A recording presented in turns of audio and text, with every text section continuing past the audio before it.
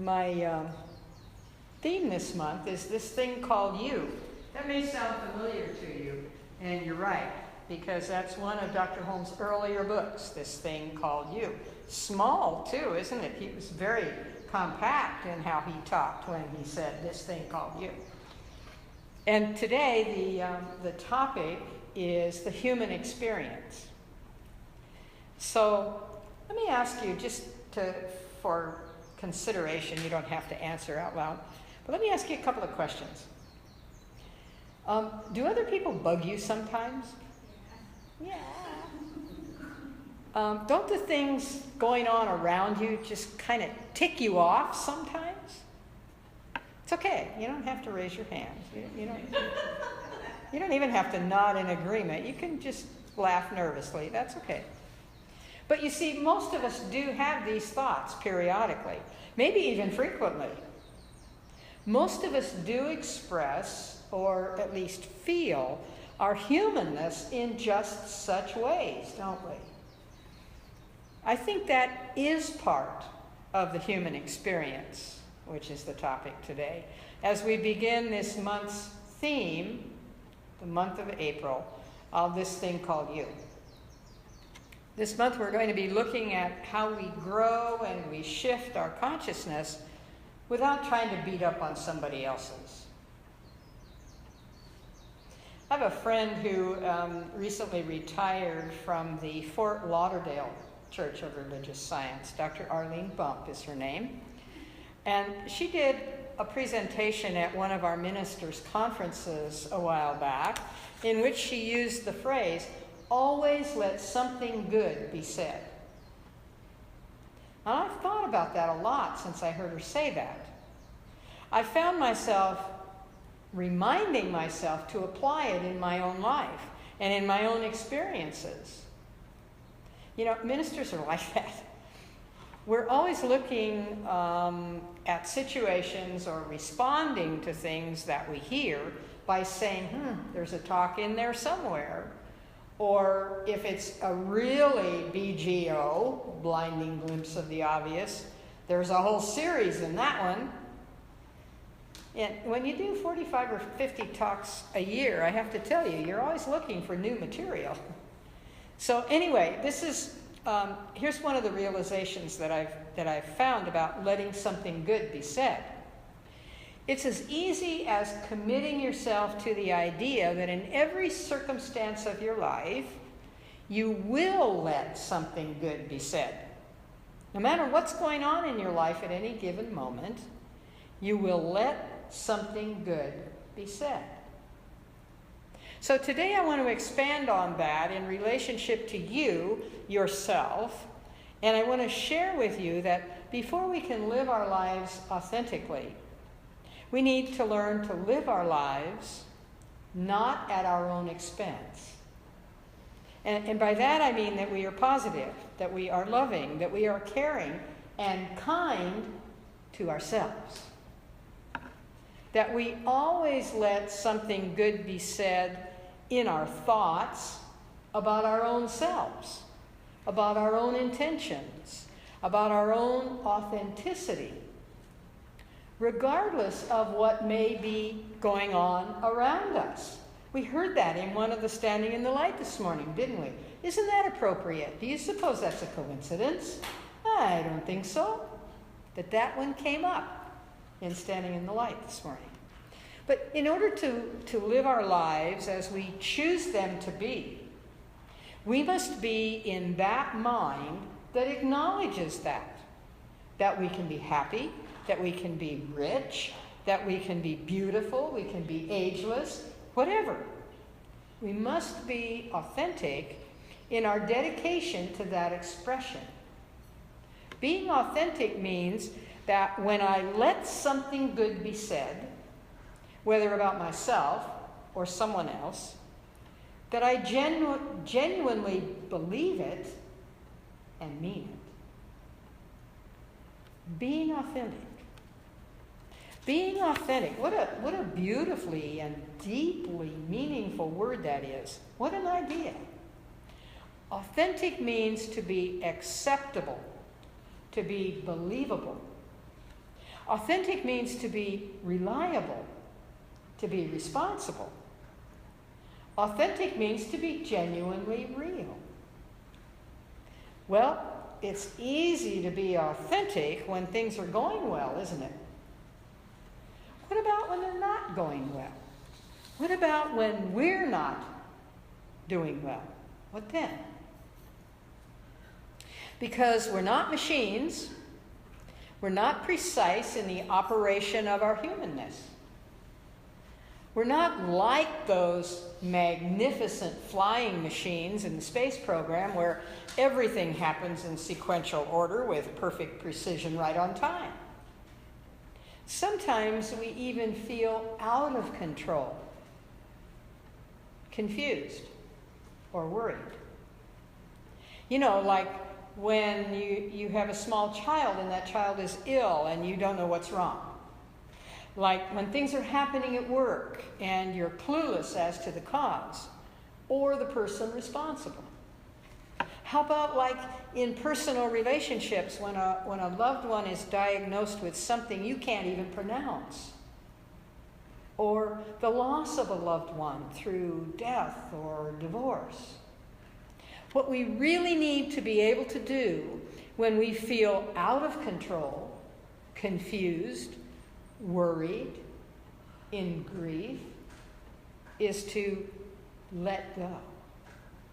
Let go and give over, not give up, but give over to infinite intelligence.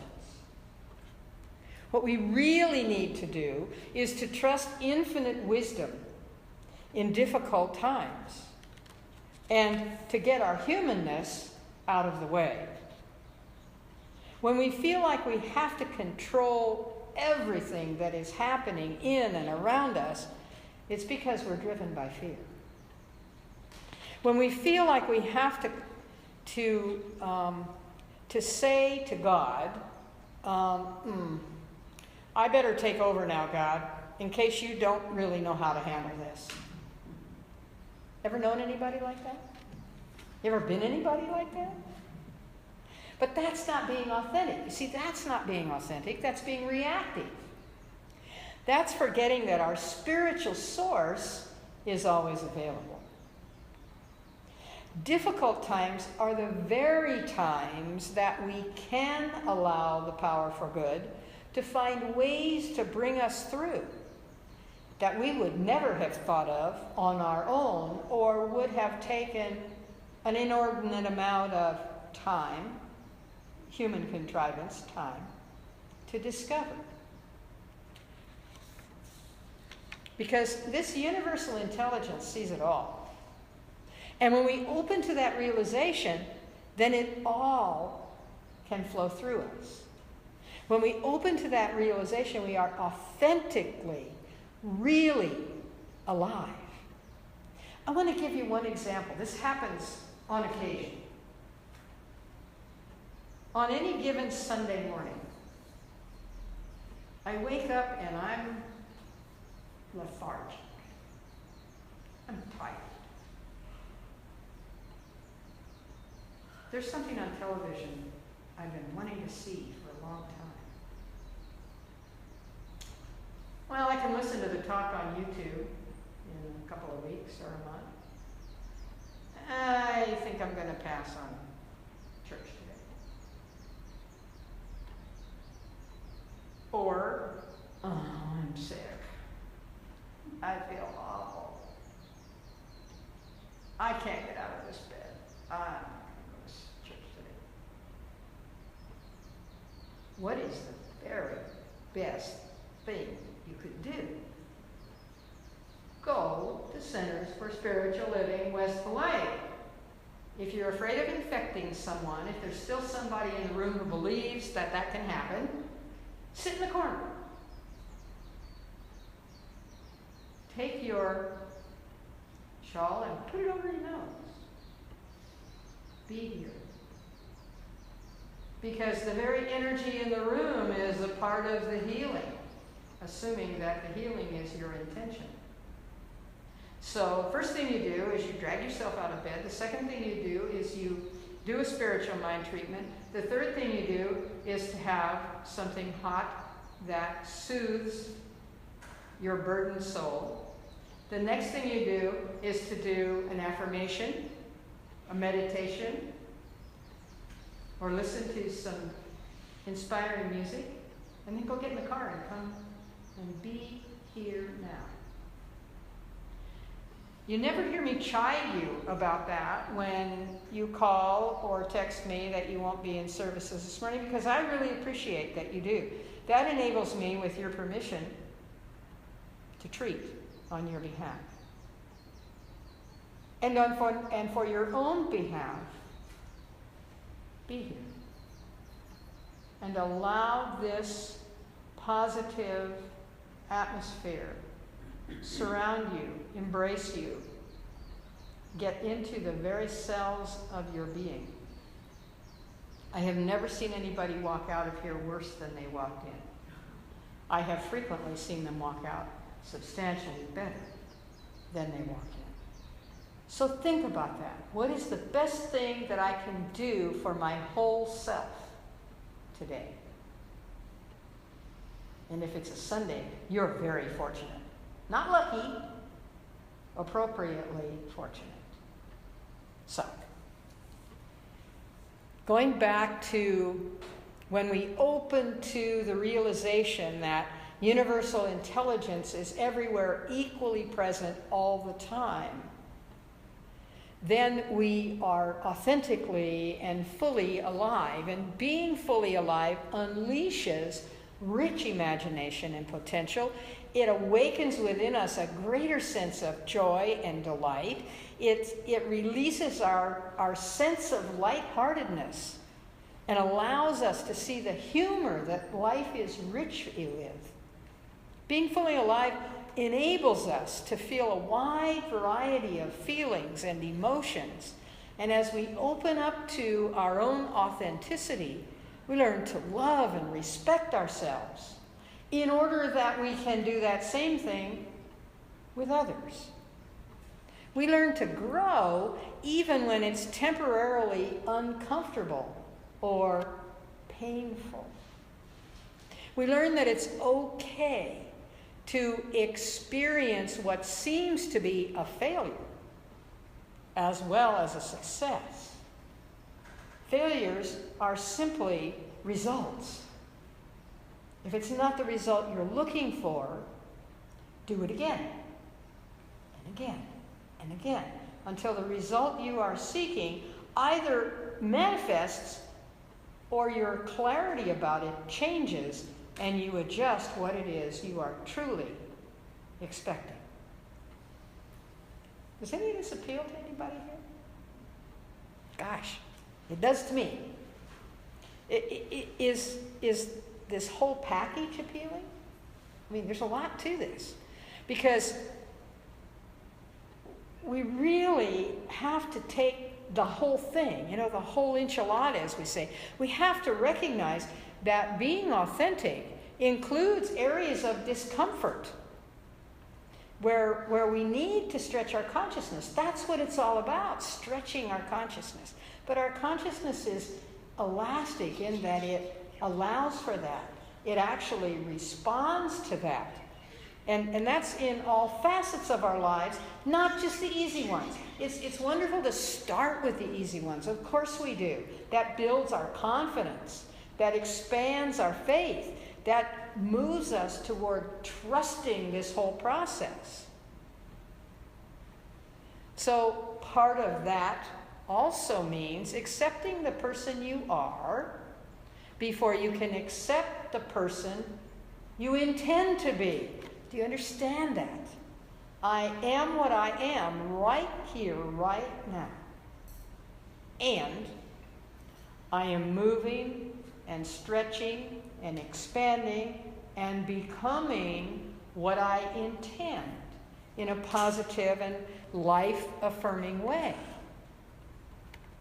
So, accept the person you are right now as the beginning. Not when you develop a higher level of consciousness, not when you are richer or thinner or shorter or taller, not after you have more friends, but right now. Being accepting of your authentic self. For one thing, that brings us incredible clarity with regard to who we intend to be when we are open and in recognition of who we currently are. Most of us know that our own perceptions bind us until we're ready to let go of thinking that the person we are is limited, is ugly, is old, or whatever those phrases you used to use come up. So let's also know that in order to be authentic, we must know the greater truth about ourselves, about others, and about the universal potential which is contained within us. We must become willing to release consistency in our lives. I'm going to repeat that in case you think you didn't hear it correctly.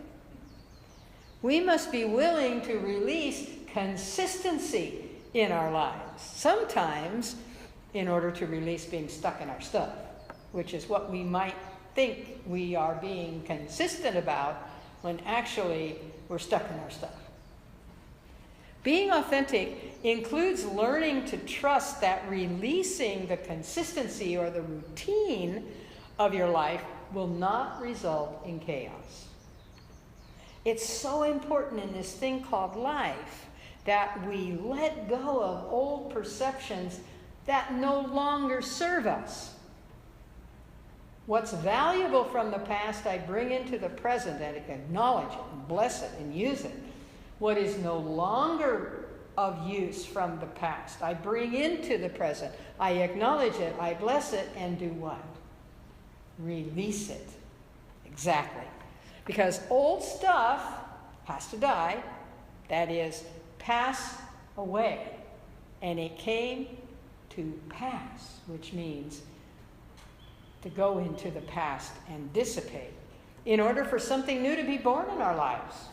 As the old saying goes, if we always do what we've always done, we always get what we've always got. Sometimes we just must be willing to take a risk. Always we must be willing to try new possibilities. Remember, believing in yourself is trusting in the wisdom that created you. When you really trust in the wisdom that created you, you can't avoid allowing your authentic self to come forth. This means developing our trust and our belief all the way through, into the cells, where the intelligence of who and what we are resides in ourselves. So all the way through. And we do this, of course, through meditation, through visualization, through spiritual mind treatment, affirmative prayer, affirmations, using a prayer practitioner. We do this through knowing the entire power of divine intelligence is in our word. God speaks by means of me. We instill the truth in our consciousness. And that is what creates the shift in consciousness. That is what lets the human in us come together with the spiritual. That is the building of the consciousness of truth within ourselves. And that, my dear ones, is practicing metaphysics. Many of you are aware that the season for nonviolence is also referred to as the season for compassionate action. The 64 days of this that we've been celebrating here at Centers for Spiritual Living West Hawaii and the season for nonviolence ends this Tuesday on the 4th of April. Just to sum up, the purpose, the passion, if you will, of the season for nonviolence is to create an awareness of nonviolent principles and practices as a powerful way to hear, transform, and empower our lives and communities. Its vision is to find a way of looking at the world through peaceful and loving ways. Long ago, Gandhi said, we must be the change we wish to see. That certainly supported Holmes' words or advice, act as if it is, and it will be. And being kind and loving to ourselves first enables us to move to that place where we live our lives at no one else's expense. So I'd like to share with you a poem written several years ago by then Mother Teresa, now Saint Teresa, as she labored in the streets of Calcutta, India, to help the poor and the desperately ill. This is what she wrote. People are often unreasonable, illogical, and self-centered. Forgive them anyway. If you are kind, people may accuse you of selfish, ulterior motives. Be kind anyway. If you are successful, you will win some false friends and some true enemies. Succeed anyway. If you are honest and frank, people may cheat you. Be honest and frank anyway. What you spend years building, someone could destroy overnight. Build anyway.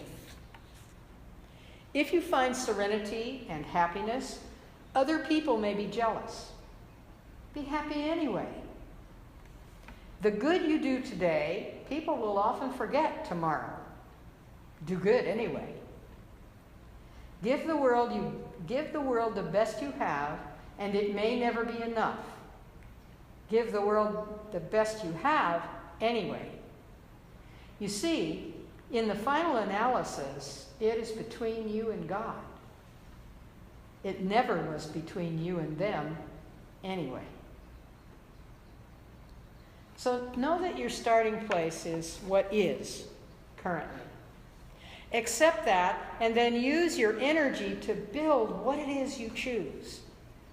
Take the energy you have previously used to worry, to be irritated, to be angry, to be frustrated, to be confused, and redefine it. Redirect your energy to find out what your own unique talents are. Use your energy to believe in those talents and then bring them to life.